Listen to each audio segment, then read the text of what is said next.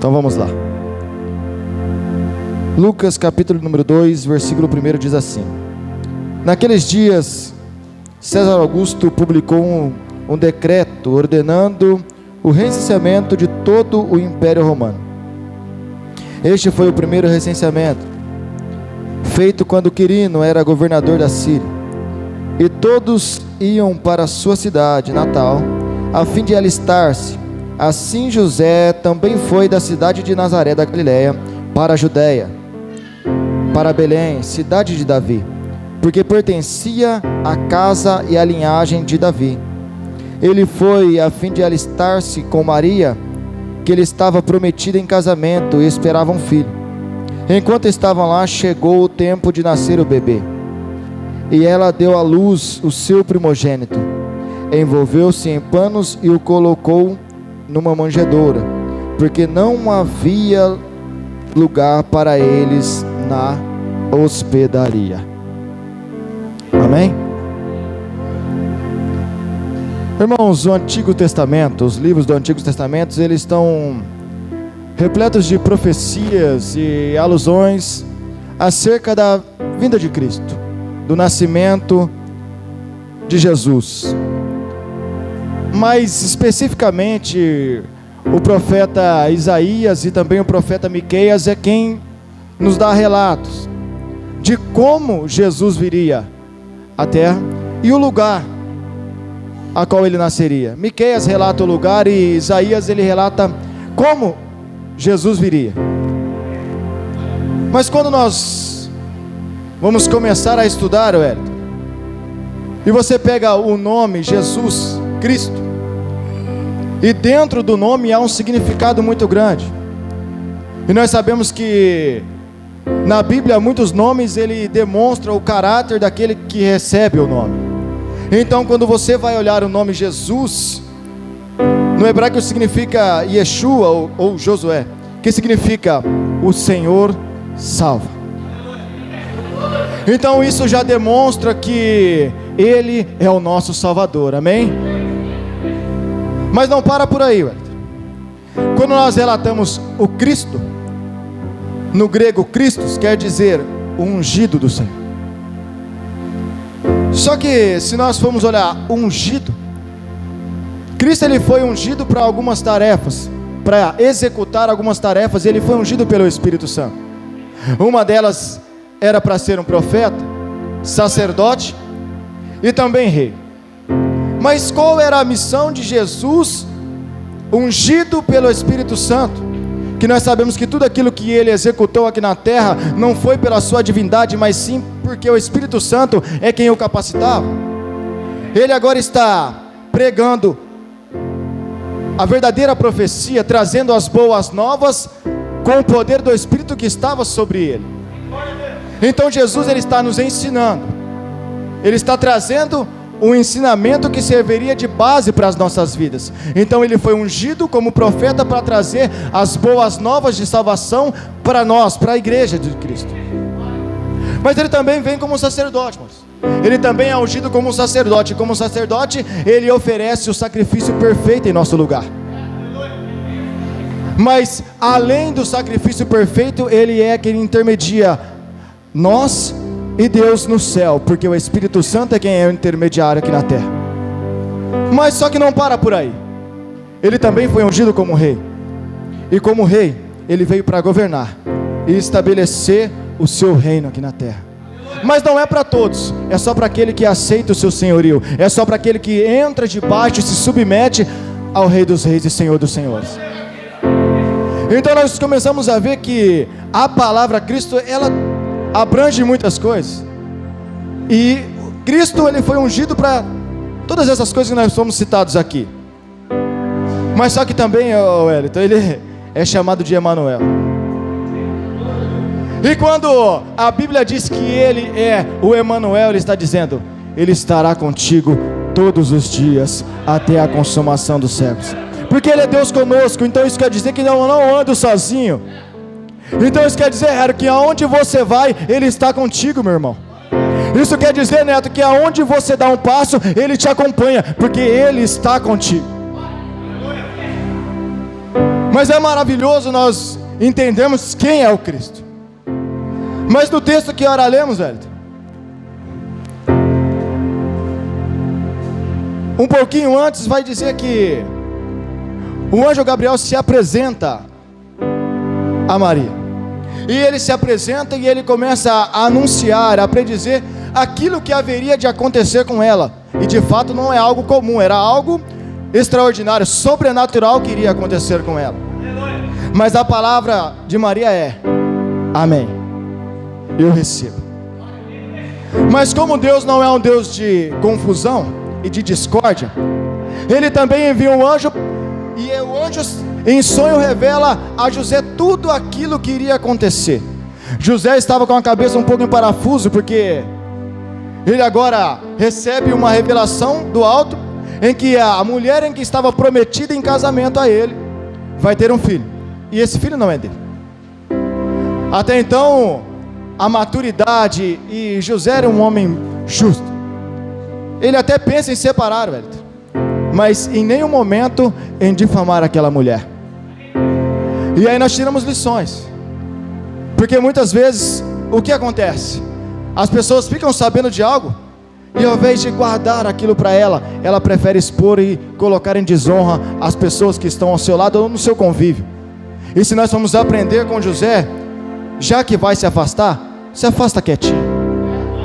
Não precisa difamar ninguém, não precisa expor ninguém, porque se nós estamos aqui para viver aquilo que a Bíblia nos ensina, isso não parte de nós, isso não é de nossa incumbência, nossa responsabilidade. Se há de falar, fale bem. Se há de disparar uma palavra, que seja de bênção, porque não tem como sair 2 tipos de águas de uma fonte só. Amém? Mas vamos lá. Então agora, os dois estão sabendo daquilo que vai acontecer. Maria, agora 6 meses depois que Isabel, que era estéril, concede no seu ventre o seu filho, ela vai visitá-lo. E nessa visita acontece um mistério, e essas mulheres, Isabel chega a ser cheia do Espírito ali mesmo na hora, e sente muita presença do Senhor. Mas passado algum tempo, no texto que ora lemos, um decreto se levanta. E agora José e Maria, eles precisam sair da onde eles estão e ir para a Judéia, porque eles precisam se alistar ali. E eles estão caminhando. Maria está prestes a ter o bebê. E nesse interim, o que acontece? As contrações, elas aumentam. O que acontece? O tempo de ganhar o bebê, e não era um bebê qualquer, ele chega. Mas sabe o que acontece? Quando eles chegam na hospedaria, quando eles chegam na hospedaria, a Bíblia vai nos dizer que ali não havia lugar para eles. E aqui eu começo a pregar. Nós estamos diante de um contexto. Nós estamos vivenciando momentos em que as pessoas, elas estão mais parecidas com hospedarias do que com manjedouras, pastor. Porque a hospedaria, Wellington, ela é bela. A hospedaria tem uma aparência boa. A hospedaria tem quartos. A hospedaria, ela está aberta para muitas pessoas. A hospedaria, ela está aberta para receber diversas pessoas, de diversos tipos de pessoas. Mas quando Jesus chega, a Bíblia vai dizer que a hospedaria não tem lugar para Jesus. E a hospedaria se parece muito conosco, ou muitas das vezes com muitas pessoas, que elas recebem muitas coisas, elas recebem muitos bens, elas hospedam, muitas coisas que vão lhe agradar, mas quando Jesus chega, sabe o que eles dizem? Com atitudes ou até mesmo com palavras: aqui não tem lugar para Jesus. Às vezes não sai da tua boca, às vezes essa palavra não sai, mas o seu comportamento está dizendo: aqui nesta casa, aqui nessa hospedaria, não tem lugar para Jesus. É forte isso, irmãos, porque às vezes nós olhamos a aparência, é bonito, é legal, às vezes falamos bem, às vezes até falamos de Jesus de uma forma como se Ele fosse nosso amigo, como se Ele habitasse em nós, como se Ele tivesse acesso à nossa casa, como se Ele pudesse se hospedar lá, mas na verdade, a casa está lotada. Mas na verdade, a hospedaria está lotada. Na verdade, não tem lugar para Ele. Na verdade, Ele está batendo e falando: ei, eis que estou à porta e bato. E do lado de dentro o que Ele escuta é: não tem lugar para você aqui. Como que está a sua casa? Está lotada demais, está cheia demais, ao ponto de não ter um espaço para Jesus aí dentro? Como que está o seu lar? Deixa eu falar algo para você. O hóspede pode ser muito importante, mas ele nunca vai ser maior do que Jesus. As coisas que você vem fazendo pode ser muito importante, mas ela nunca vai poder roubar o espaço de Jesus na sua vida. Oh, aleluia, Jesus. Ela nunca vai poder. Mas tem um lugar, e não é a hospedaria, e é uma manjedoura. E manjedoura é um lugar onde os animais ficavam. Manjedoura era onde eles se alimentavam. Não é tão belo, aparentemente não é formoso. As pessoas olham e falam assim: não tem condição de receber. As pessoas olham e falam assim: não pode ser ali. Mas ela está com a porta aberta. É nesse lugar em que Ele tem acesso. Aí talvez as pessoas podem olhar e falar assim: ei, mas não parece, não é tão formoso assim. Mas eu posso dizer algo para você: o menino Jesus está lá dentro. O mestre tem acesso. Talvez não fale tão bonito, talvez não seja tão formoso, mas Ele está aí. Ele está aí dentro. Mas vamos lá. Se nós voltarmos um pouco, e nós vamos fazer o complemento dessa história.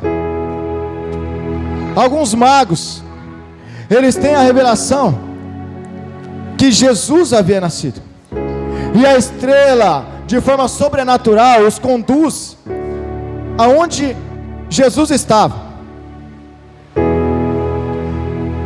E eles chegam diante de Herodes, e a profecia de Miqueias diz aonde ele haveria de nascer. Mas nós sabemos que Herodes fica irado, porque teme perder o trono. Mas esses homens chegam até Jesus, e eles ofertam tudo o que eles têm de melhor. E agora lhe pergunto: o que nós temos ofertado para Jesus? Qual é a oferta? Qual é a parte que você tem separado para Ele? Qual é a prioridade que Ele tem aí na sua vida? Ouro, incenso e mirra era algo valioso. E se nós vamos entregar algo para Ele, que venha a ser algo que venha valer alguma coisa para nós.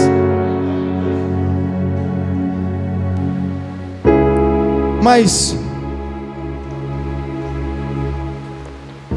se nós formos olhar um pouco para José e para Maria, quando eles vão, Wellington, ao 8º dia, apresentar o menino, eles levam um casal de pássaros. Isso mostra que eles não eram pessoas de posse. Eles não tinham muitas riquezas. Mas Deus escolheu essas pessoas para colocar, para introduzir na vida deles uma promessa gigantesca.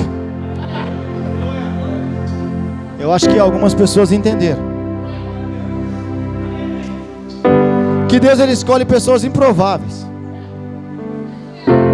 Eles eram da casa de Davi, eles eram da linhagem de Davi, mas se você olhar, eles não tinham, obrigado pastor Rafael, eles não tinham posses, eles não tinham grandes riquezas, eles não tinham grandes ofertas, mas eles tinham um coração disposto a receber a promessa.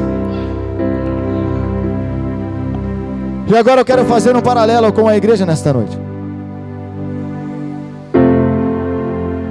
Talvez você olhe para você e fale: o que eu tenho? Talvez você olhe para você e fale assim: eu não tenho posses, eu não tenho riquezas. O que eu tenho? Muitas pessoas, elas acham que o que importa, de fato, são os bens que ela tem, são as coisas que ela possui de riquezas. Mas para o mundo, talvez isso venha realmente importar. Para as pessoas que olham para você, talvez isso verdadeiramente é o que importa. Porque aí no mundo, você importa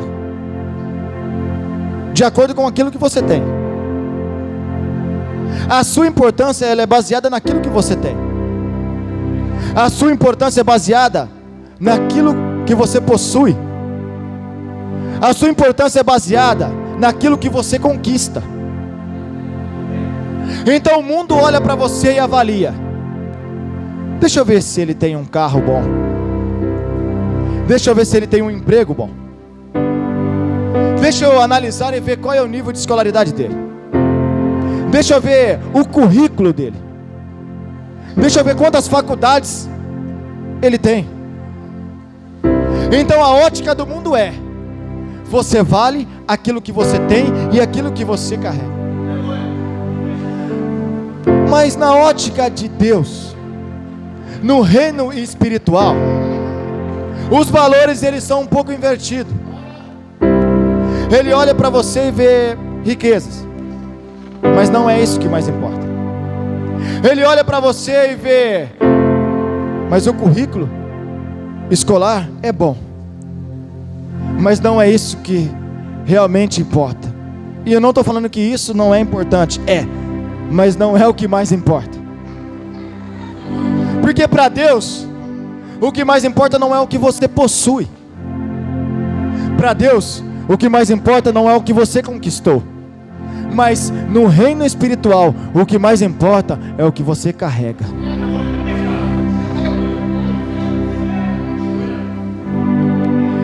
Você pode ter o mundo inteiro, mas se você não carregar Jesus aí dentro de você, o que vale a pena? Você pode carregar tudo, você pode possuir qualquer riqueza, as maiores riquezas dessa terra, mas se não tiver Jesus aí dentro, no mundo espiritual ele vai olhar para você e falar: ei, vende tudo que você tem e me segue. Porque para ele o que mais vale é aquilo que você carrega dentro de você. Não é o que está no seu exterior, não, é o que você carrega aí dentro. E quando nós olhamos para a igreja, nós olhamos algumas promessas.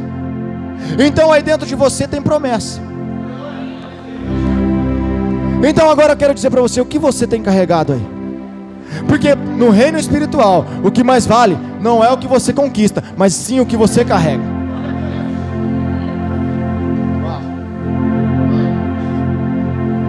Você pode carregar o quê? Sonhos aí dentro de você. Você pode carregar promessas introduzidas pelo Espírito Santo aí dentro de você.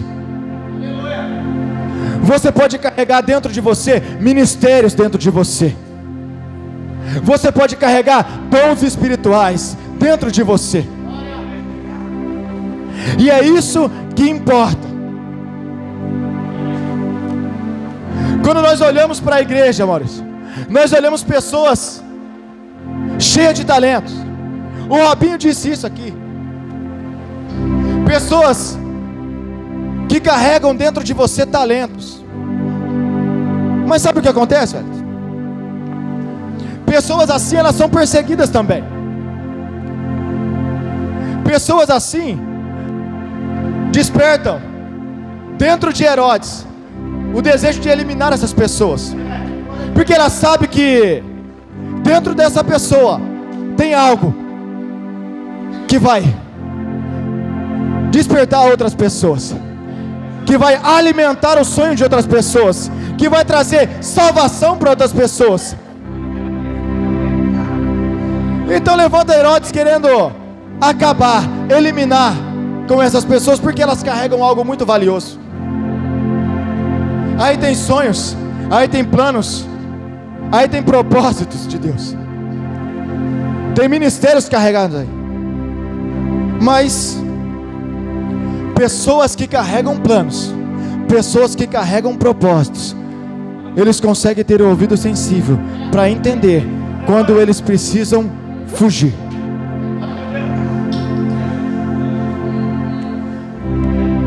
Agora a palavra é: foge, desce para o Egito, mas com uma finalidade: preservar a promessa que eu coloquei nas tuas mãos. E o Robson disse isso aqui no domingo. Tem momentos que é necessário fugir, mas muitas pessoas fogem. Elas têm o ouvido e dizem: ei, não, agora é o momento de se ausentar, agora é o momento de sair de cena. E isso é legal. As pessoas, elas conseguem ter a revelação, elas conseguem ouvir aquilo que Deus quer falar para elas no momento de se ausentar, no momento